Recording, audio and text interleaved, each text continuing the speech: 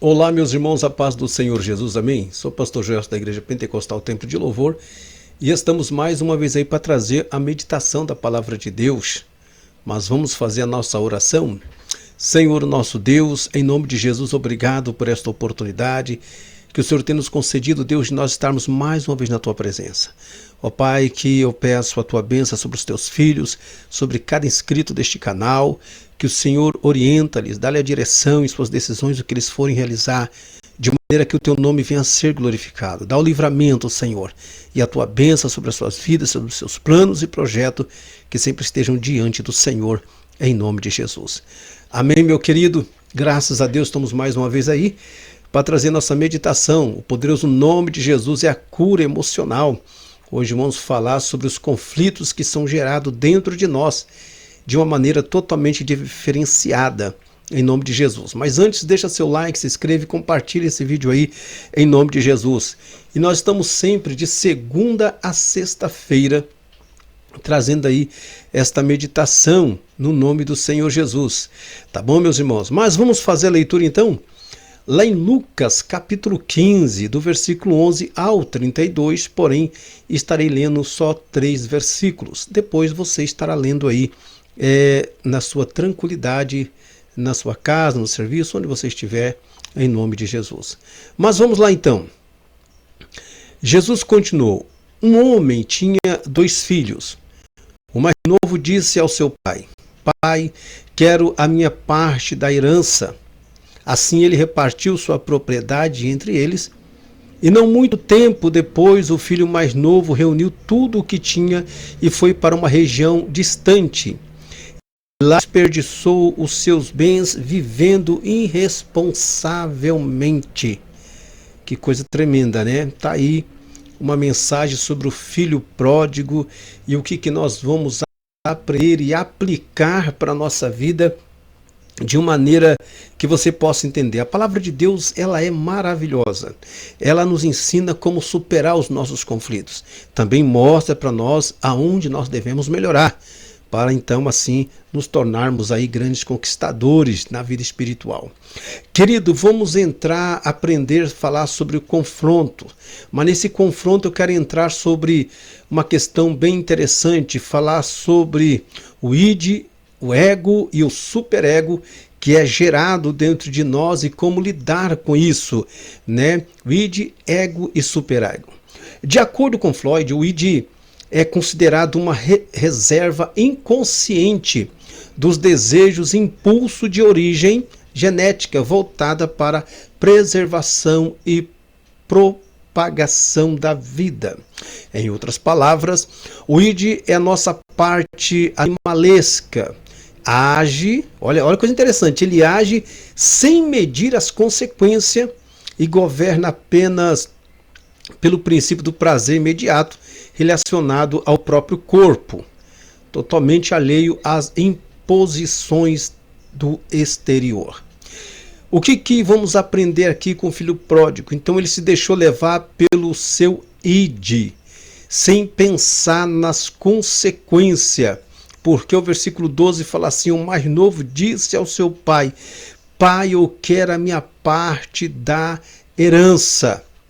Então, dentro da psicanálise, isso é tratado como id, algo no nosso subconsciente, nosso inconsciente, gera nos desejos, nos impulsos, né? A pessoa, ela faz de tudo para conquistar aquilo que ela almeja sem pensar em suas consequências. A Bíblia Sagrada nos trata esse assunto da seguinte forma: Gálatas capítulo 5, 19 e 21. Ora, as obras da carne são manifestas, a quais são imoralidade sexual, impureza, devassidão, idolatria, feitiçaria, inimizade, desavença, ciúme, iras, egoísmo, dissensões, facções, inveja, embriaguez, orgias e coisas semelhantes a essas. Então o que acontece? A Bíblia nos ensina como vamos entrar em confronto. Então, para nós termos êxito, para nós sermos curados em nossas emoções, você vai ter que entrar em confronto com a tua carne, com o teu id. Você vai ter que aprender como a palavra nos ensina. Então este jovem, ele pediu parte da herança, ele achou que o lugar que ele iria estaria fora da responsabilidade de seu pai e seria totalmente feliz.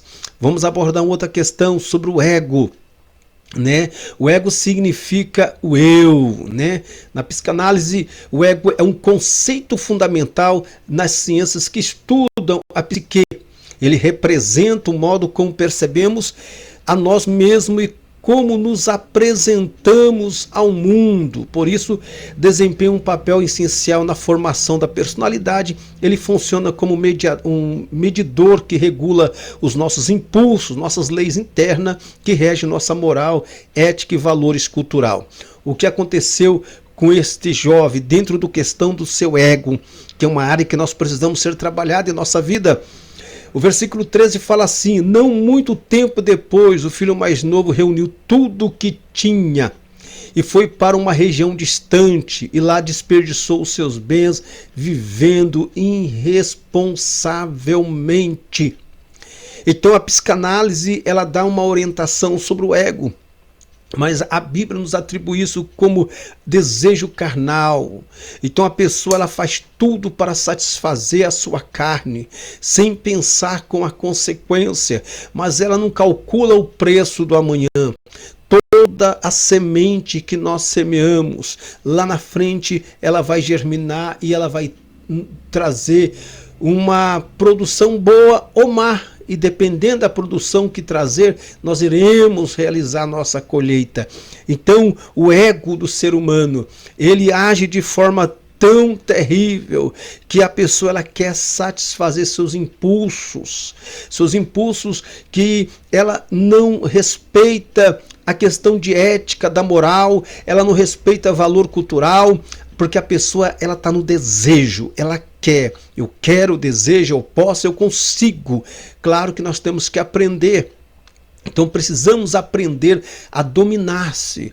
Aí a pessoa, ela fica debaixo de um jugo, aí ela passa por problemas na sua psique emocional. Quando ela não consegue o que quer, ela passa por um processo de depressão, fica no mundo de isolamento. Então este jovem gastou tudo o que tinha.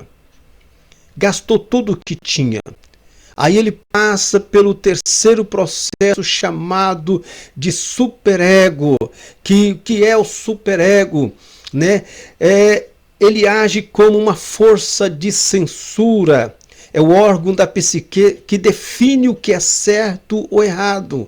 Ele repreende o impulso que o id deseja satisfazer e que o mundo externo considera inaceitável. O superego funciona como um juiz interno, por isso repreende o ser humano de atender os seus desejos imediatos.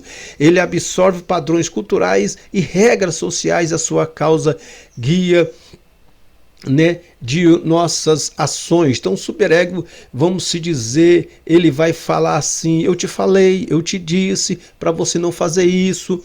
Ele trabalha na sua psique, ele fala: está errado, não vai por esse caminho. Mas o que esse jovem ele passou? Depois que ele gastou tudo que tinha, lá no fundo do poço, o superego falou com ele. Veja bem o versículo 17.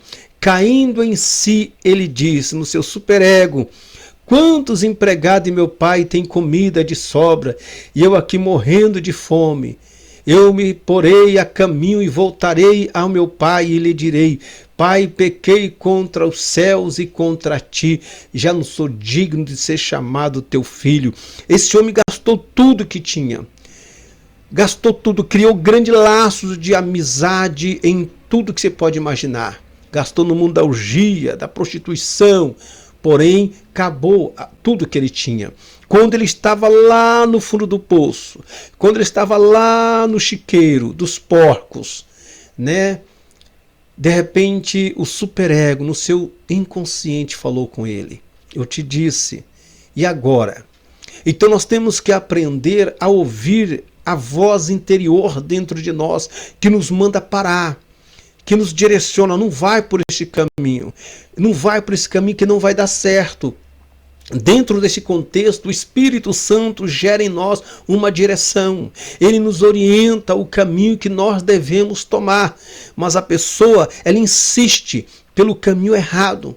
E depois, quando ele está no fundo do poço, lá no chiqueiro, por assim dizer, para um homem de uma alta posição, estava em uma situação caótica da sua vida. Então o superego falou com ele. Então dentro de nós existem conflitos que nós precisamos aprender a vencer. Gálatas 5,17 fala assim: porque a carne cobiça contra o espírito contra a carne, e esse opõem-se um ao outro para que não façais o que quereis. Então minha carne, o meu ego, ele vai combater contra as coisas do Espírito Santo, contra a vontade de Deus. Ele vai combater contra tudo aquilo que é certo para fazer o que é errado. Então dentro de mim há uma força motriz que vai gerar em mim um desejo de realização, mesmo que esse desejo venha contrariar a vontade de Deus, venha contrariar meu pai, venha contrariar minha mãe, venha contrariar minha esposa, meu esposo, venha contrariar a sociedade, não importa, eu vou fazer o que eu quero.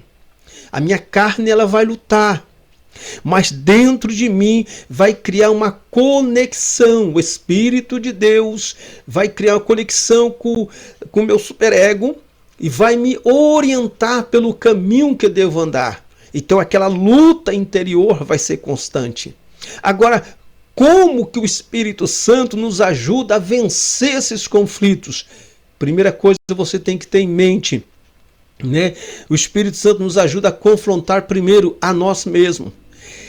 Ele, né, lá no chiqueiro de porco, viu que precisava tomar uma decisão. Este homem viu que precisava tomar a decisão. Então o Espírito Santo, ele nos confronta a nós mesmos. Ele diz para nós: você precisa sair dessa situação. Você não pode ficar nessa situação caótica que você está vivendo. Ele nos confronta e ele nos ordena a tomar uma decisão. O segundo fator desse confronto espiritual é ele nos ajuda, o Espírito Santo em nós nos ajuda a enfrentar os conflitos externos. Este homem tomou uma decisão: eu não vou ficar nesse chiqueiro por resto da vida. Eu vou mudar de situação, eu vou mudar de vida, eu não posso ficar assim. Querido, você não pode ficar prostrado, você não pode ficar caído. Não deu certo, você errou, você cometeu erro, então levante desse chiqueiro espiritual, levante dessa vida caótica e se posiciona. Minha irmã, se posiciona. Então nós precisamos nos posicionar. Então, um dos terceiros conflitos é superar o conflito. Como assim superar o conflito? Eu errei. Então, eu terei que enfrentar aqueles que magoei. Eu terei que reconciliar com aqueles que eu feri. Eu terei que voltar para trás e acertar a minha vida. Não é errado você voltar e recomeçar de novo. A Bíblia nos fala assim: lembra-te, pois, de onde tu caíste e reconcilia. Abraão teve que voltar de onde ele saiu para recomeçar. Então este homem, ele teve que superar os conflitos, ele teve que superar o seu id, ele teve que superar o seu eu. Eu voltarei e recomeçarei de novo, mas debaixo da bênção do meu papai. E o quarto é dar uma finalização desses conflitos. Como assim? O Espírito Santo nos orienta a dar uma finalização desses conflitos. De que forma? Esta história não tem fim. E a não ser o que você determinar para a sua vida, você pode colocar um fim nessa história. A história do filho pródigo, ela não tem fim. Simplesmente no final do versículo nos fala assim: então o filho mais velho disse: pai, quanto tempo estou contigo, meu pai? O senhor não me deixa um cabrito? Esse teu filho voltou, o senhor está dando tudo para ele de novo. E o pai disse: esse teu irmão estava morto. Ele reviveu, era lícito eu fazer isso com ele. E depois, mais embaixo, você vê que o versículo finaliza. Você não sabe se o filho mais velho entrou para reconciliar com o irmão ou não. Quando você voltar, você vai ter conflito familiar. Alguém vai te julgar, alguém vai querer te humilhar. mas você vai ter que voltar para trás, você vai ter que recomeçar, porém, só você que pode dar um fim nesta história, reconciliando, aceitando a orientação do Espírito Santo, pisando em cima do teu ego e conquistando o impossível que Deus tem para você. Toma posse da vitória em nome do Senhor Jesus, aprenda a vencer os conflitos debaixo da unção e da presença do Espírito Santo na tua vida, em nome de Jesus. Amém? Vamos orar. Senhor nosso Deus, muito obrigado. Toma nas tuas mãos teus filhos. Pai, dá-nos a orientação que sempre possamos voltar, regredir, ó Deus, para recomeçar novamente, meu Deus. Nos orienta, Pai. Orienta esse irmão, essa irmã, orienta esse casal, Pai, que está passando por conflitos, ó Deus, que o Senhor possa reconciliá-los, que esse jovem possa voltar, que nós possamos, ó Deus, sempre lembrar e recomeçar para a glória do teu santo nome. Ajuda-nos, Espírito Santo, ajuda os teus filhos. Pai, eu te peço, livra-os, em nome da tua bênção, em nome de Jesus. Amém, querido? Dá um like, compartilhe, se inscreva em nome de Jesus. Lembrando, de segunda a sexta-feira estamos aí para a glória de Deus Pai. Amém? Deus abençoe.